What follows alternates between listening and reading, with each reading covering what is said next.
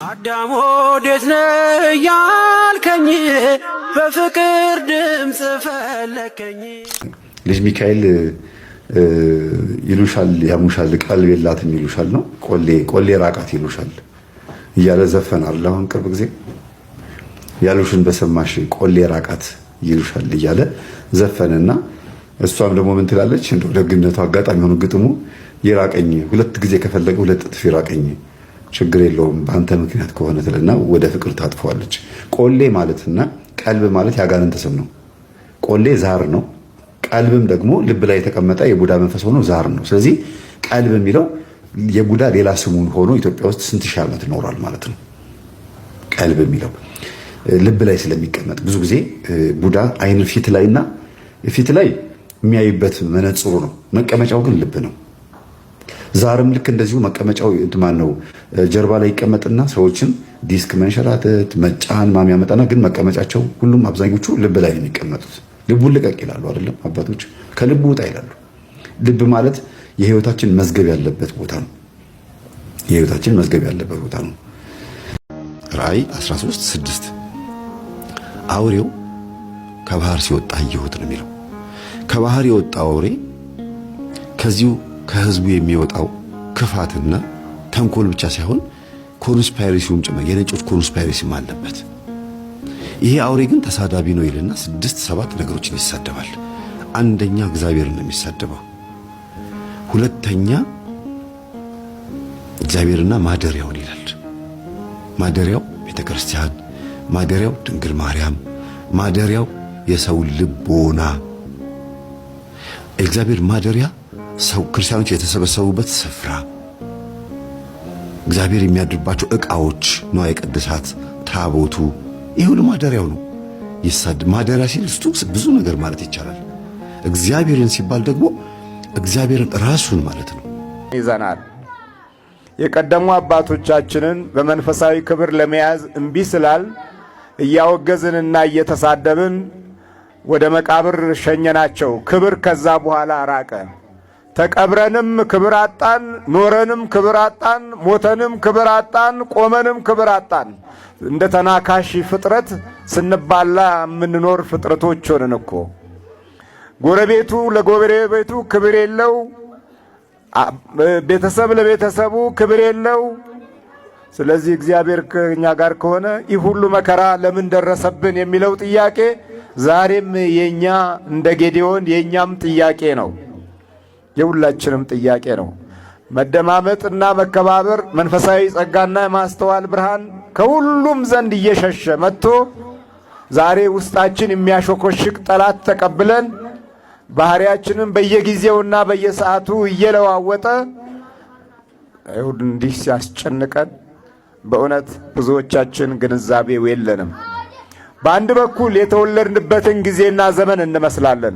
ክፉ ጊዜ ላይ ስንወለድ ክፋት የራሳችን የባህሪም የኑሮአችንም መገለጫ ይሆናል። ምቀኛ ጊዜ ስንወለድ እንደዛው የምቀኝነቱ ጥበብና ባህሪ ለሕይወታችን አንዱ ክፍል ሆኖ ያገለግላል። ታዲያ እግዚአብሔር ከኛ ጋር ከሆነ ለምን በረከት ራቀን? ለምን ሰላም አጣን? ለምን ጤና አጣን? ለምን ሕይወታችን ሁል ጊዜ እየተሰቃየ ወይም በሚያሰቃዩ ሰዎች እጅ ውስጥ ይወድቃል? በመተተኞች እጅ ውስጥ ለምን እንወድቃለን? በክፎች እጅ ውስጥ ለምን እንወድቃለን ብለን ስናስብ በእውነት እንደ ጌዴዎን አይነት ዘመንና ጥያቄ ማንሳታችን የማይቀር ነገር ሆኖ እናገኘዋለን። በሄድንበት ጠብ ራሱን የቻለ እድላችን ሆኖ ሳንጣላ ሳንናካከስ አንኖርም። በሄድንበት በተሰበሰብንበት ቦታ ላይ ጠባችን ይቀድማል። የትኛውም ዓለም እኮ ነው። የኛ ሰው ባለበት በየትኛውም ዓለም ላይ ጠብ አለ። ለጠብ ነው የተፈጠርነው። ለነገር ነው የተፈጠርነው። ለክፋት ነው የተፈጠርነው። ለውድቀትና ለሌሎች መሳለቂያ እንድንሆን ነው የተፈጠርነው ብለን ስናስብ አዎ እርግማን ከኋላ በኩል ያልወደቀ ከሕይወታችን ያራቀ ሸክም ከነገስታቶቻችንም ከመኳንንቶቻችንም ከመሳፍንቶቻችንም ከአባቶቻችንም ተሸክመነው ያለው የክፉ የሟርት ዘመንና የክህደትን ጊዜ በእኛ ጫንቃ ላይ ወድቆ ይሄው እያማቀቀን ያለው አለ ምክንያት አይደለም። መጸለያችን ሳያንሰን የአምልኮት ፍቅር አተን እናጉተመትማለን። ነገ ምን ተወው ጸሎት ነው። ዛሬ እንጀምርና ትንሽ ኃይል ልናገኝ ስንል በኑሯችን ውስጥ ወይ በቤታችን ውስጥ ወይ በነገር ይመጣና ወጋ ሲያደርግህ ጸሎቱን ትተውና ነገር ይዤ ከምጸልይ ብለህ ትስማማለህ ከዛው ከጠላት ጋር። ከዛም በኋላ እሱ እየበረታ ሕይወትህን እያወቀው አካሄድ መንገድህን እየተረዳ ድክመትህን እየተገነዘበ ውስጥህን ይጨርሰዋል። ሰዎች ያለቁት አሁን ከውስጥ ነው።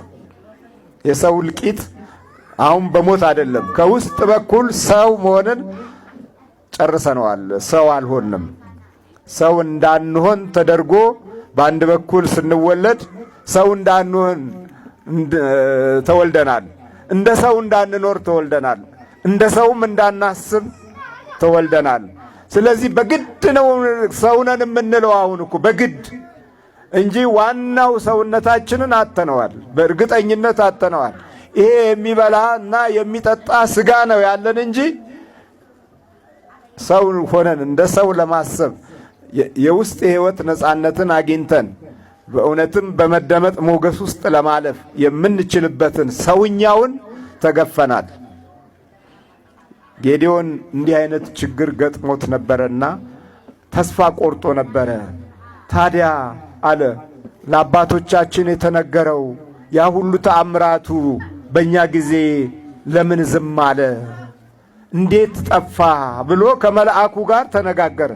አንተ ብርቱ ኃያል ሰው ሲለው ለካ ኃያልነቱን በውስጥ በኩል ተደብቋል። የሚገለጥበትን ጊዜና ሰዓት በመልአኩ በኩል ሲነግረው አላመነም። ኃያልነቱን ግን ኃያል ነበረ። እግዚአብሔር ስሙ ሀብታም ባል ቢያገቡም ለባላቸው ፍቅር ከመለገስ ይልቅ በውበታቸው በመኮፈስ ትዳራቸውን አይነጥላው መረበሽ ይጀምራል። ትዳራቸውን ቢፈቱ አሁን ካገቡት ወንድ የተሻለ ወንድ እንደሚያገቡ በውስጣቸው ሹክ እያለ ከትዳራቸው ያፋታቸዋል። ከፍቺ በኋላ የማትወጣው የከፋዩት ውስጥ ይከታታል፣ አሊያም ያለባል ያስቀራታል።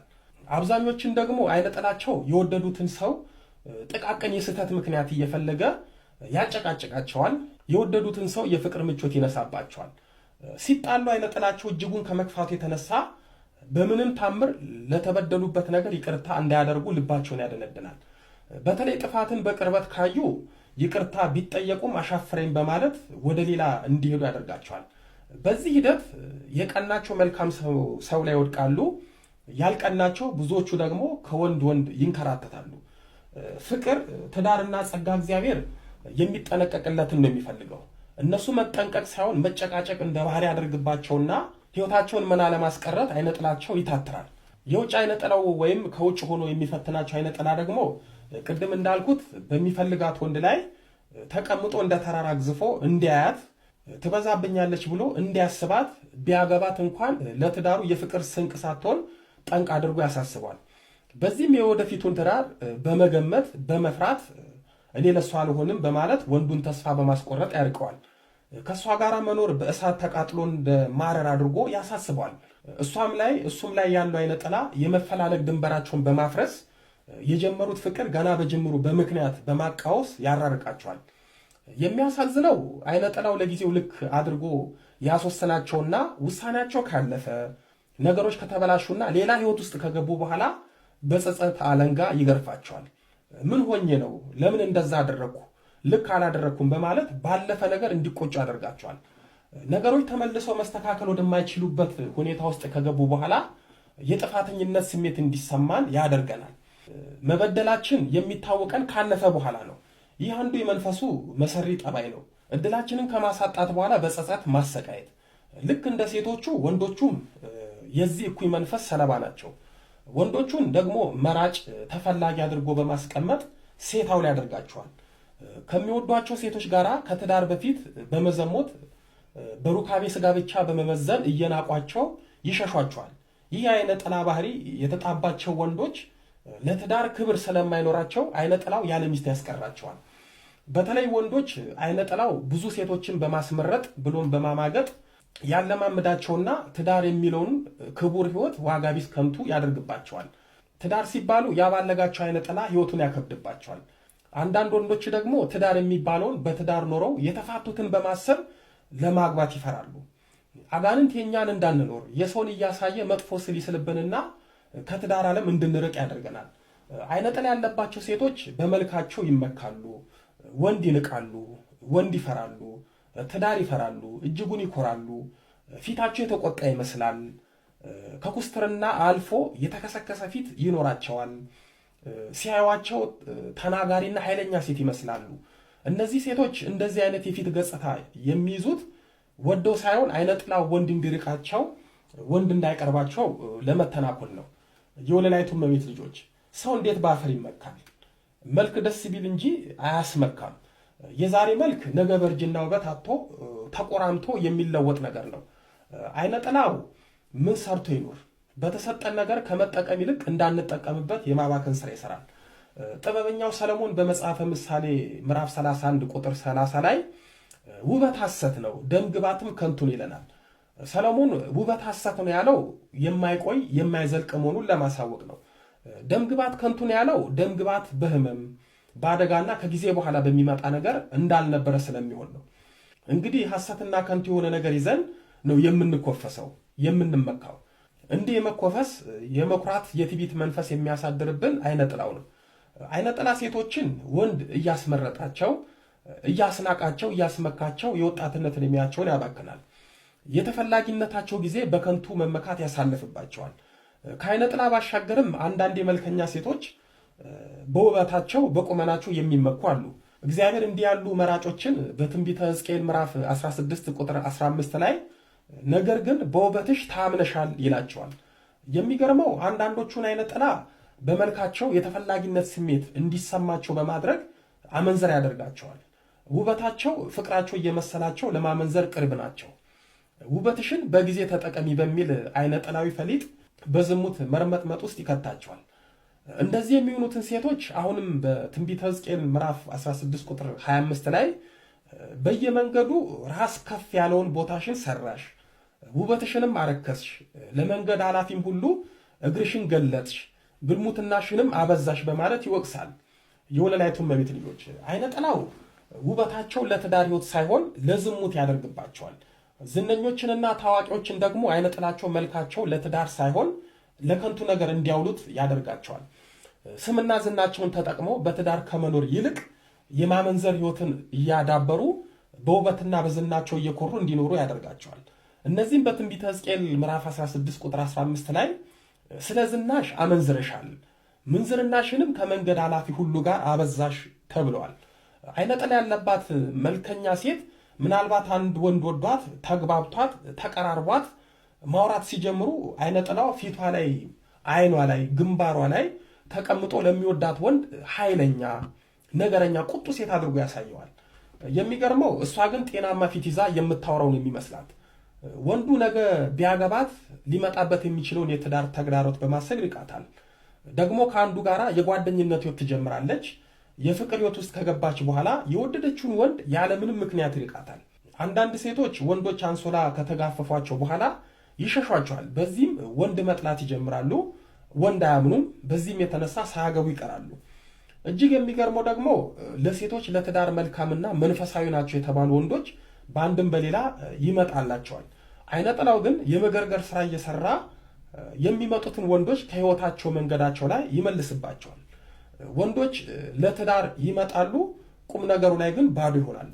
አይነ ጥላው የሴቶችን የትዳር እድላቸውን በተለያየ መንገድ ማጨናገፉ ምን አይነት አይነ ጥላዊ የክፋት ጥቅም ያገኛል ካል፣ አንደኛ ከትዳር ዓለም ያርቃቸዋል። ሁለተኛ ካገቡ ዘር ይተካሉ። ስለዚህ የልጅ ጸጋ እንዳይኖራቸው ያደርጋቸዋል። ሶስተኛ የቤተሰባቸው ጥገኛና ተጧሪ ያደርጋቸዋል። አራተኛ የሰውን ህይወት እያዩ በቀናትና በጸጸት እንዲኖሩ ያደርጋቸዋል። አምስተኛ ተስፋ የመቁረጥ ስሜት ውስጥ ይከታቸዋል። ስድስተኛ ተስፋ ስለሚቆርጡ ለዝሙት ህይወት ይዳርጋቸዋል። ሰባተኛ በእግዚአብሔርና በእምነታቸው ተስፋ የማስቆረጥ ስራን ይሰራባቸዋል። ስምንተኛ ወንድ ጠል ያደርጋቸዋል። ዘጠነኛ ህይወታቸውን የቀን ጨለማ አድርጎ በማሳየት በስራቸው ውጤታማ እንዳይሆኑ ያደርጋቸዋል። አስረኛ ለምንና ለማን እንደሚኖሩ ግራ እያጋባቸው ከራሳቸው ከቤተሰባቸው እያጣላቸው ያኖራቸዋል። መጽሐፈ ሩትን እስቲ በደንብ አንቡት። መጽሐፈ ሩትን ሁሉ ጊዜ አንቡት። እየጸለያችሁት እስቲ ጸልዩት። እንትን በዕብራይስጡ በጣም ኃይለኛ ጸሎት ነው ለዕብራውያን። እነሱ ከሚጸልዩት ጸሎት አንዱ የሩትን ጸሎት ነው የሚጸልዩት። ከትንሹ ተነስታ እንዴት ትልቅ እንደሆነች እስራኤሎች ይህንን መንገድ ይከተላሉ። የሩትን መንገድ ይከተላሉ። ከሞዓብ ምድር ተነስታ አለዘራቸው አገሪቱን የወረሰች እሷ ናት። ወደ ክርስቶስ ዘር የመጣችም እሷ ናት። እዛ ትልልቆቹ ቁጭ ብለው የድንግል ማርያም ዘር የሆነችው ሩት ናት። ከታች ተነስታ አለባበሷ በፋሽን የተሞላ አይደለም። ኑኃሚንን ተከትላ ነው የሄደችው። ኑኃሚንን ስትከተል አንዳንድ ጸጋዎችን እየነገረቻት ኑኃሚን ልጆቹ አልቀዋል። ግን በሩት በኩል የወለደችው በሩት በኩል ያገኘችው ልጅ የክርስቶስን ቅድማያት ወለደ። እንድንጠረክር አንዳንድ ጊዜ መናፍስቶች ቶሎ አይወጡም። ብርቱ እንድንሆን ቶሎ ካስወጣልን እኛም ቶሎ ወደ ነበርንበት ወደ ዓለማዊ ስራችን እንመለሳለን። መጽሐፈ መነኮሳት ላይ ምን ይላል? ከሰይጣን ይልቅ ልማድን ፍራ ይላል። ልማድን ፍራ። ስለዚህ ግሎሲምም ሆነ ዝሙትም ሆነ ከሰይጣን እኩል ጎን ለጎን የስጋ ባህሪያችን አብሮ ልማድ ሆኖ እኛን መጥፎ ነገር ውስጥ ሊከተን ይችላል። ጎን ለጎን ሰይጣን ብቻ አይደለም ግሎሲ የሚያሰራው ወይም ደግሞ ዝሙት የሚያስፈጽመው፣ ስጋ ራሱ ሃቢቹዋል አክሽን ወይም ድግግሞሽ በድግግሞሽ ይለምደዋል እና እሱን ካላመጣን እሱን ካላደረግንለት ስጋችን ይራባል፣ ይጠማል፣ ወይም ደግሞ ድግግሞሹን ይፈልገዋል። እንዲያዞረን፣ እንዲያመን፣ እንቅልፋችን እንዲመጣ፣ እንድናዛጋ፣ እንድናፋሽክ የማድረግ ባህሪ ያለው ማለት ነው የስጋ ባህሪ። ያንን ላይ ደግሞ ሰይጣን ሲደረብበት አስቢው ሱስና ግብር ነው የሚሆነው ማለት ነው። ግልጽ ነው ማውራሽ። ቻቸው ማስተዋላተው ይኸው በቃ የቀደሙ የሰሩትን እያፈረሱ እንዳለ አትዘንጉ፣ እኛን ጨምሮ ማለት ነው። በየትኛውም ዘመን በየትኛውም ሀገር ማፍረስ በርትቷል፣ አይምሰላችሁ። በየትኛውም አካሄድ በየትኛውም ንቁ ሰዎች አሉ በሚባልበት አገርና ስፍራ ሁሉ ሳይቀር መፍረስ እየጨመረ ነው የመጣው። ዓለም ወደ ቀውስ እየሄደች ነው። ከዲያብሎስ አገዛዝ ጋር እየተያያዘች ነው የመጣችው። ሌላው በመንፈሳዊ ሕይወትም ልክ እንደዚሁ አይነት ውጥንቅጡ የወጣ የተደነባበረ ሕይወት ስለሚበዛ በጣም ጥንቃቄ ያስፈልጋል። ተከታዮችና የሚከተሏቸው ሰዎች ባህሪያት በብዙ መንገድ ስለሚበላሽ የክፉ መንፈስ እድሎች በጣም ሰፊ ናቸው። ስለዚህ እግዚአብሔር ከኛ ዘንድ ራቅ፣ መንገድህን እናውቅ ዘንድ አንወድም፣ እናመልከው ዘንድ ሁሉን የሚችል አምላክ ማን ነው? ወይስ ወደ እርሱ ብንጸልይ ምን ይጠቅመናል ይላሉ። ምን ይጠቅመናል ይላሉ፣ ግን ድንገት ወደ ሲኦል ይወርዳሉ። ትልቅነታቸው ይቆማል። አሁን እንደ ሀገርና እንደ ኢኮኖሚ ሲታይ በኢሮፕ ውስጥ ብዙ መቀዝቀዝ፣ ብዙ መዋዠቅ፣ ብዙ መፈራረስ፣ ብዙ መንበታተን ጀምሯል። እንደዚሁ በመንፈሳዊ አይን ስታዩት አደጉ የተባሉት እድገታቸው እየቆመ ነው። ትውልዳቸው በእድገት ውስጥ የሆነ ጠንቅ ነገር እየጨመረበት ነው። ክፉ መናፍስት ደግሞ ገንዘቡን እየያዘው ነው። በረከት እያሳጣቸው ነው። ሰላም እያሳጣቸው ነው። ሁሉም ብስጮች ናቸው። መሪዎች አብዛኞቹ ከሱስ መንፈስ ጋር የተያያዙ ናቸው። አንድ ቀን አንድ ተንኮል ለመስራት አይመለሱም። ከአጋንንት ጋር ያላቸው የልክፍትነት ባህሪያትም ልክ እንደኛው አብሯቸው ተወልዷል። ነጭ ስለሆነ ሰይጣን ይፈራው መሰለ። እንደውም መጀመሪያ እነሱን ይዞ አሁን እኛን የሚያሳድደ። መጀመሪያ እነሱ አልቀዋል። እዚህ የሚታይ ነገር ስታይ ብቻ ያው በቃ የሚታይ ያላቸው ብለህ ነው የምታየው አንተ። እነሱ የሚያዩትን አይተዋል፣ ግን ምንም ዋጋ የለውም። ይኸው እንደምናየው ነው። የህይወት ዋስትና አይሰጥም። ድንገት ወደ ሲኦል ይወርዳሉ። ይሄ ነው እና ስለዚህ በዚህ ጊዜና ዘመን በደንብ ልናስተውል የሚገባ እውነቶች አሉን። እነዛ እውነቶች ብርሃንህንና እውነትህን ላክ፣ እነርሱም ወደ ማደሪያህና ወደ ቅዱስ ስፍራህ ምን ይበሉን? ይምሩን። እግዚአብሔር ብርሃኑንና እውነቱን እንዲልክ ጸልይ። ብርሃኑን ሲልክ አእምሮ ያላቸው ሰዎች ካንተ ህይወት ኑሮ ይጀምራሉ፣ ከጓዳህ ይጀምራሉ። ከዛም መሪ ይሆናሉ። እስከ መሪ ድረስ ይደርሳሉ። ላንተ ክፉን አስቀምጦ እንድትሰቃይ አይፈልግም እግዚአብሔር። ልጆቹ ስንሆን ነው። ልጆቹ ካልሆን አባታችን ሁን ካላል ላንተ የሚቀጣ የሚያሳዝን የማይሰማህ የማያደምጥህ ሁሉ ጊዜ መከራህን የሚፈልግ ስቃይህን የሚወድ ይሆናል። ከቤት ይጀምራል መሪው። ሚስትም ባህሪዋ ይጣመማል፣ ባልም ባህሪው ይጣመማል። ከዛ በኋላ እንደ ሀገርም ሁሉም ይጣመማል፣ እንደ ህዝብም ሁሉም ጠማማ ይሆናል። ምን ታረጋዋለህ? በቃ እንዴት ይደረጋል? አሁን በዚህ ከተማ ስናይ ብዙዎቹ የተፋቱ ናቸው። ተጣሞ ድንገት ወደ ሲኦል ይወርዳል ማለት ይሄ ነው። ድንገት ሁሉ የተፋታ ነው፣ ሁሉ የተጣላ ነው፣ ሁሉ የተናከሰ ነው፣ ሁሉ አዳዲስ መንገድ የሚፈልግ ነው፣ አዳዲስ አኗኗር ለመለወጥ የሚታገል ነው። ስለዚህ ድንገት ወደ ሲኦል ይወርዳሉ። ቆመውም እንደዛው ነው፣ ሞተውም እንደዛው ነው። ስለዚህ ብርሃንህንና እውነትህን ላክ እነርሱም ይምሩኝ። መዝሙር 42 እውነተኛ ቃል ነው። ብርሃንህ ከውስጥ ሲጀምር ታስተውላለህ። የመጀመሪያው የዲያብሎስ አገዛዝ የአንተን ውስጣዊ ህይወት ማጥፋት ነው። ከክርስቶስ ስጋና ደም ማራቅ ነው። ከቅዱስ ቁርባን መለየት ነው። ከእግዚአብሔር በረከት እንድትወጣ ማድረግ ነው። ለምስጋና እንዳይኖርህ ጊዜ ማበላሸት ነው። ከዛ በኋላ እርሱ ሊመራህ ይወዳል ማለት ነው። እግዚአብሔር ምሕረቱንና ቸርነቱን ያብዛልን። ስለዚህ ብርሃንህንና እውነትህን ምን በል ላክ እነርሱ ምን ይበሉን ይምሩን። ሰውን ይምሩ አይደለም ያለው። ሰውን ይምሯችሁ አይደለም ያለው። ብርሃንህንና እውነትህን ላክ። ከየት ነው የሚመጣው? ከሰማይ። እነርሱ ደግሞ ምን ያደርጉሃል ማለት ነው? ይመራሃል። አይነ ጥላ አይዝህም፣ የሚጋርድህ ነገር አይዝህም። እንዴት ነው እሱ? አሁን እኮ ስደተኝነትን ስታዩት አገር ቤት ያለው ነገር ደግሞ በደንብ ስታስተውሉት የቱ ይሻላል? በደንብ እንደው ስታዩት ክብሩስ፣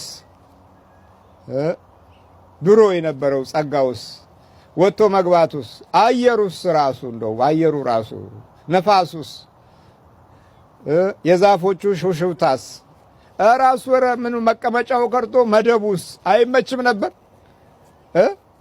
ለኛ የሆነው የኛ የሆነው እንዲመች ማድረግ ብቻ ነበር እኮ የሚያስፈልገው። እንዲመች የሚያደርግ ኃይል፣ እንዲመች የሚያደርግ ወገን፣ እንዲመች የሚያደርግ ቤተሰብ እና አገር፣ ጊዜ፣ ዘመን እንዲኖረን ብርሃንና እውነትህን ላክ እነርሱም ይምሩን። እንደዚህ እንደ አዛቡ እንዳንል ማለት ነው። እንደዚህ ድንገት ወደ ሲኦል ይወርዳሉ እንዳለው ድንገት ሲወርዱ አብረን እንወርዳለን። አሁን እንደ በፊቱ አይደለም እኮ ቀውስ በዓለም ስለጨመረ ቀውስ ዘመን ላይ እነሱ የመጣ ቀውስ ላይ እኛንም ይነካል። እናንተ የምትደክሙትንም ተስፋ የምታረጉትንም ይነካል እና ድንገት ይወርዳሉ ይላልና ያው እንዳለውም እንደዚሁ እየሆነ ነው ያለው። በሁለንተናዊ አካያዳቸው ውስጥ ሰላም የለም፣ ፍቅር የለም። አመለኞች ናቸው፣ ሱሰኞች ናቸው። ሁሉም በሩን ዘግቶ የሚያለቅስ ነው። ሞት የሚናፍቀው ነው። የኪኒን ጥገኛ ነው። እንኳን እነሱ እኛም እየሆነ ነው። ለዚህ ነጩ የደላውና የተመቸው እንዳይመስላችሁ እነሱ እንደሚሉት እንዳንል ነው። እነሱ እንደሚያወሩት እንዳታወሩ፣ እግዚአብሔር ማን ነው እንዳትሉ፣ ድንገት ወደ ሲኦል ይወርዳሉ የሚለው ቃል እውነት ነው እና የነዛን አባባል ተከትላችሁ እናንተም እንደ ፋሽን እንዳትይዙት። ቀውሱ የበለጠ በተናገርነው ነገር እየጨመረ ይመጣል። በጌታችን በኢየሱስ ጸጋና ሞገስ በክርስቶስ ስጋና ደም ታትመን የመንግስቱ ወራሾች እንድንሆን አምላካችን ያብቃን። አዳም ወዴት ነህ ያልከኝ፣ በፍቅር ድምፅ ፈለከኝ። አልብሰኛል ነጩን ልብስ፣ እወድሃለሁ ኢየሱስ፣ አከብረሃለሁ ክርስቶስ።